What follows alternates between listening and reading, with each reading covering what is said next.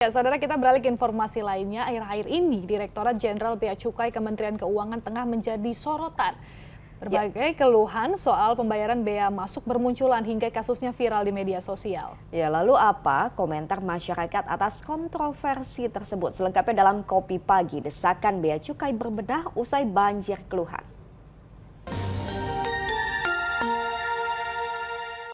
Dan kalian tahu bea masuknya berapa?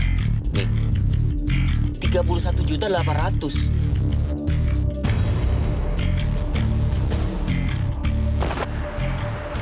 Ya, saudara, sekarang lagi ramai ini di dunia maya, mulai dari kasus viral pembelian sepatu di luar negeri seharga 10 juta rupiah tapi dikenakan bea masuk 31 juta rupiah. Lalu alat bantuan belajar untuk sekolah luar biasa yang dikenakan bea masuk sampai 300 juta rupiah lebih. Hingga penyanyi cakrakan yang mengeluh jaketnya seharga 6 juta rupiah, namun harus bayar 21 juta rupiah karena tertahan di bea cukai. Ya, kalau begitu nggak heran ya pelayanan bea cukai panen kritik dari warganet plus 62. Dan lantas bagaimana kelanjutan dari kontroversi pelayanan bea cukai ini dan apa komentar masyarakat atas kontroversi tersebut? Bersama saya Rama Ditya Dumas dan juru kamera Ahmad Teguh Wibowo. Inilah Kopi Pagi, komentar pilihan Liputan 6 Pagi. Gue beli ini sepatu, harganya 10,3 juta. Shipping 1,2 juta, total 11.500.000. Dan kalian tahu bea masuknya berapa? Nih, 31.800.000. Itu perhitungan dari mana? Institusi bea cukai ramai jadi sorotan. Misalnya kasus viral pembelian sepatu dari luar negeri seharga 10 juta rupiah, tapi harus bayar bea masuk 31 juta rupiah. Bukan hanya sepatu, tas branded juga jadi masalah. Sepasang suami istri yang membeli tas mewah dari luar negeri tak terima harus membayar biaya bea masuk lebih mahal dari harga produknya. Kesal dengan kebijakan itu, akhirnya tas itu sengaja dirobek di depan petugas. Ada lagi keluhan influencer yang tidak bisa melakukan review mainan robot Megatron dari Robosen. Mainan itu tertahan di bea cukai karena harus membayar bea masuk meskipun produk itu merupakan pemberian. Tapi yang sulit diterima, bea cukai menaksir mainan itu seharga $1.699 dari harga aslinya hanya $899. Nasib tak jauh berbeda pun menimpa penyanyi cakrakan. Usai membeli jaket dari luar negeri seharga 6 juta rupiah, cakrakan ditagih bea cukai harus membayar 21 juta rupiah. Akhirnya jaket yang dibeli cakrakan masih tertahan. Lalu, yang tidak kalah menghebohkan jagat maya, alat bantu belajar milik sekolah luar biasa SLBA, pembina tingkat nasional dari Ovatek, Korea Selatan, tertahan bea cukai sejak 18 Desember 2022. Barang ini tertahan karena ditagih hingga ratusan juta rupiah.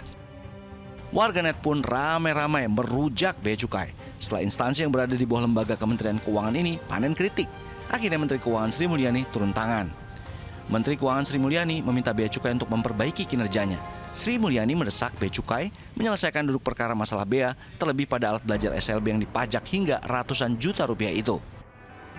Dan saat ini ada komunikasi dan respon yang baik. Saya telah meminta kepada Bea Cukai untuk segera menyelesaikan masalah ini, termasuk kebutuhan di dalam kelengkapan dokumentasi dan juga perlakuan bea masuk yang bisa dikecualikan untuk barang hibah, apalagi untuk keperluan sekolah luar biasa. Saya minta kepada Bea Cukai untuk terus bekerja sama dengan para stakeholder. Karena saya sangat yakin bahwa di era digital ini banyak sekali masyarakat tentu akan memberikan masukan, feedback, dan itu sangat bermanfaat. Setelah viral dan disentil Menteri Keuangan, barulah Bea Cukai memberikan klarifikasi dan dijelaskan kalau ada miskomunikasi. Alat belajar itu termasuk kategori hibah. Semua hibah untuk kepentingan sosial dan pendidikan tidak perlu dikenakan biaya bea masuk. Hibah untuk kepentingan pendidikan atau sosial, ada PMK-nya mengamanatkan untuk tidak dikenakan bea masuk atau pajak dalam rangka impor. Ada regulasinya yang fasilitasi itu. Sehingga kemudian kami kasih tahu SLB, kami kasih tahu DHL, untuk kemudian dia komunikasi sama importir bahwa ini tidak. Jadi kalau kita nggak dikasih tahu sebelumnya, kita nggak ngerti bahwa barang ini hibah. Setelah kita tahu, kita malah ngasih exit, sebenarnya jalannya bisa ke sini, bukan kemudian jalannya ke kanan. Setelah itu barulah alat belajar yang tertahan selama 2 tahun itu diberikan kepada pihak sekolah. Akhirnya, satu masalah pun tuntas. Kasus viral yang melibatkan bea cukai belakangan ini telah menarik perhatian publik. Tak sedikit masyarakat yang geram berharap agar tidak lagi dipersulit dalam urusan membawa barang dari luar negeri. Saya sedih sih dengar-dengarnya ya, karena kan banyak masyarakat ini udah banyak ditarik pajak, ditarik ini itu ya. Karena ditarik juga kalau misalkan dia mau barang murah gitu ya. Pemerintah bisa mempermudah lah, jangan mempersulit masyarakat. Udah kita banyak dipersulit dengan hal lain, ditambah juga kita dipersulit dengan hal seperti ini gitu. Kesannya kan sekarang masyarakat biasa yang pulang dari luar negeri itu dikaitkan dengan importir dan sebagainya. Padahal ada juga pengusaha-pengusaha importir yang malah lebih banyak, mungkin lebih gede mungkin gitu ya. Masyarakat biasa jangan ditarik-tarikin lebih ini juga gitu, karena udah banyak juga pajak-pajak yang harus ditanggung oleh masyarakat gitu. Ya sebenarnya kurang setuju sih, karena kan itu kita udah kerja, punya uang, terus kita beli, tapi kalau pajaknya selalu dimahal-mahalin itu kayak kita lebih terbeban aja. Gitu kan. Udah cari uangnya susah, pajaknya gede, apa-apa dinaikin, kurang setuju aja sih. Menurut saya sih itu kurang setuju ya, dan itu juga membebankan warga kita juga, warga Indonesia. Artinya kalau misalkan kita membeli produk di luar negeri, kita bawa dengan biayanya kan sangat mahal ya ininya ya kan, pajaknya. Ramai di jaket maya soal biaya-biaya masuk yang dianggap tak masuk akal, rupanya ada yang perlu diketahui publik agar tidak mengalami nasib serupa. Yang harus dipahami oleh orang Indonesia, belanja barang itu, invoice yang mereka bayarkan itu harus dipegang gitu loh Mbak. Karena dasarnya ada invoice gitu loh Mbak. Jadi kalau kita sudah membawa barang ada invoice-nya, bea cukai itu menghormati itu tadi gitu loh Mbak. Jadi nggak mungkin lagi bisa underlying cover gitu, nggak bisa Mbak. Tapi kalau menurut pengamat kebijakan publik, di era disrupsi seperti saat ini, aturan bea cukai seharusnya bisa disesuaikan zamannya. Penanganan bea cukai itu sudah saatnya disesuaikan dengan perkembangan zaman dan tantangan global dan regional gitu ya. Mungkin peraturannya sudah 15 tahun yang lalu, fokusnya adalah mencegah masyarakat melakukan penyeludupan atau semacam itu. Tapi sekarang yang disebut sebagai penyeludupan itu kan berbeda dengan di masa lalu. Keadaan yang sekarang, kalau kita membebani barang juga terlalu banyak pajak atau apa, itu kan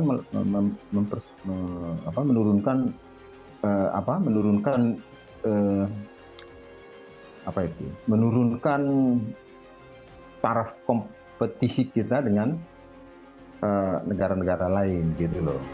Usai menjadi sorotan, institusi bea cukai juga tidak luput dari harapan masyarakat yang ingin agar pelayanannya lebih baik lagi.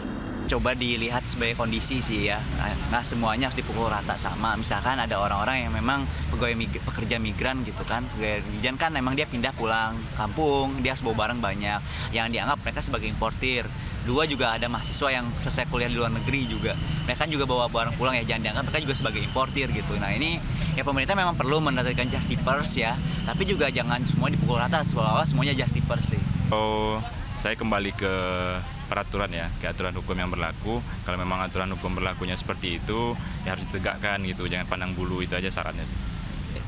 Bisa untuk melihat negara-negara yang berkembang lah, dia kan pasti kan bisa menyesuaikan harga untuk pajaknya kan.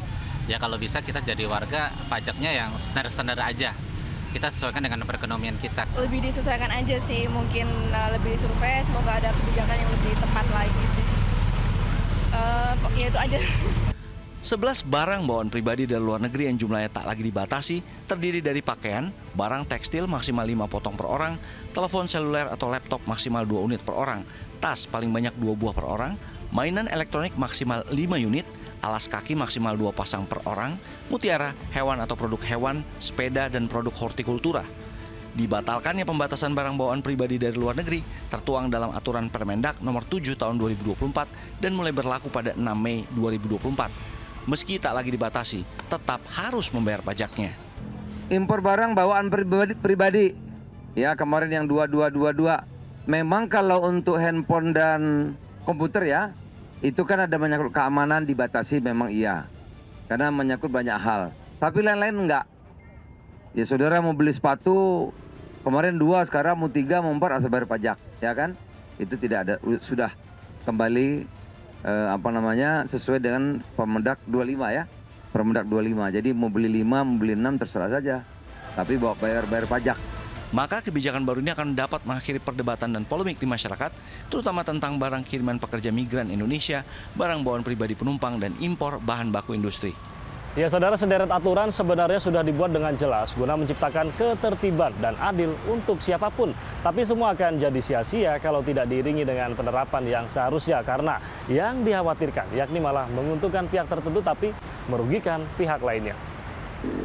Ya, jadi setelah publik kompak protes, harapannya agar institusi Bea Cukai tidak anti kritik dan agar tidak segan untuk terus memperbaiki diri demi memberikan pelayanan terbaik.